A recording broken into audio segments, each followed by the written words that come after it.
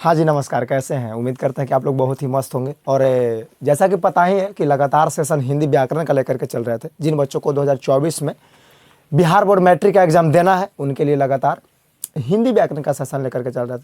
और इससे पहले वाले वीडियो में हमने 2018 के फर्स्ट शिफ्ट और 2018 के सेकंड शिफ्ट में जितना भी हिंदी व्याकरण से ऑब्जेक्टिव प्रश्न बोर्ड एग्जाम पूछा है, उस सारा चीज़ को हमने पहले बता दिया है। और आज फिलहाल अभी इस वीडियो के माध्यम से 2019 के प्रथम पाली में जितना भी हिंदी व्याकरण से प्रश्न पूछा है, उन सारे प्रश्नों को मैं देखने का प्रयास करूंगा। इसके बाद लगातार सेकंड शिफ्ट का भी 19 का आएगा, 20, 21, 22, 23 तक आएगा, क्योंकि 24 में एग्जाम आपको देना है। इसके बाद बुक वाला भी लेकर के आएंगे। 2 अंकीय चल ही रहा है, सब्जेक्टिव आपका हिंदी व्याकरण, उधर सारा चीज़ बता ही दिए हैं।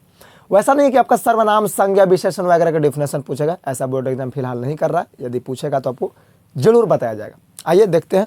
बाकी का जो वीडियो है आपका प्लेलिस्ट में पड़ा हुआ है, जाकर के जरूर देख लीजिएगा।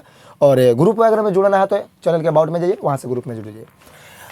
2019 के प्रथम पाली हिंदी व्याकरण में जो भी ऑब्जेक्टिव प्रश्न पूछा गया है, उनको सारा देखेंगे। सबसे पहला क्या प्रश्न पूछा था? वो पूछा था कि गुणवाचक विशेषण निम्न में कौन है। पहला प्रश्न क्या पूछा था कि गुणवाचक विशेषण निम्नलिखित में कौन है। तो अच्छा जो है कि एक गुणवाचक विशेषण हमने बताया था चिल्ला चिल्ला करके कि गुण, जिससे गुण बताया जाए, जैसे में अच्छा, बुरा, उसके बारे में बताया जा रहा है। मतलब मोटा, नाटा, समझे ना, उसका गुण है, कुछ गुण है, समझे। तो यहाँ पे अच्छा क्या हो जाएगा? गुणवाचक विशेषण हो जाएगा। क्या हो जाएगा? गुणवाचक विशेषण हो जाएगा। सेकंड क्वेश्चन था कि श्रृंगार मतलब निम्न में से अशुद्ध शब्द कौन है। तो श्रृंगार, देखिए श्रृंगार अशुद्ध शब्द था। श्रृंगार ऐसे नहीं लिखा था सर, श्रृंगार ऐसे लिखाता है, श्रृंगार, श्रृंगार इस प्रकार से श्रृंगार लिखा था, समझे ना। तो इस प्रकार से श्रृंगार नहीं लिखा था, यह अशुद्ध है। इस प्रकार से श्रृंगार लिखा। क्वेश्चन आगे कहता है कि अधर्म में उपसर्ग है, तो अ उपसर्ग है, अधर्म, अ को अलग कर देंगे। जो वैसा शब्द या शब्दांश जो किसी भी शब्द के पहले जुड़ करके उसमें विशेष अर्थ प्रकट करने की कृपा करे, उसे उपसर्ग कहते हैं। और वैसा शब्द या शब्दांश जो किसी भी शब्द में किसी भी शब्द के बाद में जुड़ करके, ठीक है ना, किसी भी शब्द के बाद में जुड़ करके उसमें विशेष अर्थ प्रकट करने की कृपा करे, उसे क्या कहते हैं? उसे प्रत्यय कहते हैं। कृदंत प्रत्यय, तदित प्रत्यय, प्रकार भी पढ़ना, बट उतना खोदेगा नहीं आप में, आपका डायरेक्ट प्रत्यय पूछेगा। देखिए यहाँ पे लिखा गया है कि लिखाई में क्या है, लिखाई में क्या है, तो लिखाई, आई प्रत्यय हो जाएगा। हमने बोला था ना कि देखिए जब तक आप उसको तोड़िएगा नहीं, तोड़ करके बढ़िया से उच्चारण नहीं कीजिएगा, तब तक आपको पकड़ में नहीं आएगा सर, ठीक है। इसके बाद आइए आगे कहता कि शुद्ध वाक्य बताइए। देखिए ये कि शुद्ध वाक्य क्या होगा कि रोटी ताजी है। रोटी ताजा नहीं है सर, रोटी ताजी है, रोटी ताजी है, तो आपका बिल्कुल शुद्ध वाक्य है। इस चलते इसको ध्यान में रखिएगा, रोटी ताजी है। आगे देखिए, आगे कहता है कि तत्पुरुष समास, क्वेश्चन क्या था? क्वेश्चन था कि तत्पुरुष समास निम्न में से कौन नहीं है। तो 3 जो ऑप्शन था, जैसे में राजा, राजपुत्र, पवन पुत्र, वनवास। हमने चिल्ला चिल्ला कर बार बार बोलते हैं इस बात को कि जिसमें विभक्ति छिपा हुआ रहे। जैसे में राजपुत्र, तो राजा का पुत्र, पवन पुत्र, पवन के पुत्र, वनवास, वन में वास करने वाला, यानी कि विभक्ति आ रहा है ना सर, विभक्ति आ रहा है।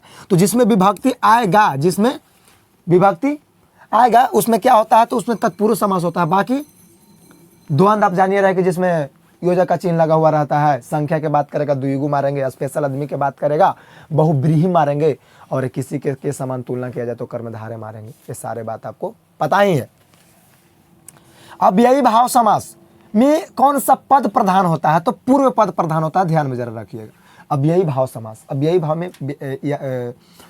में क्या होता है? तो यथा, बे, भर, प्रति वगैरह सब लगा रहे, या फिर रातों रात, दिनों दिन, धीरे धीरे, इस सब में क्या होता है? तो अव्ययी भाव समास होता है सर, समझे ना। तो सारे समास में तो आपको डाउट बिल्कुल नहीं होगा। तो क्या हो जाएगा? पूर्व पद हो जाएगा। इसके बाद है कि शुद्ध अभिलाषा कैसे लिखाता है? अभिलाषा, तो देख लीजिए,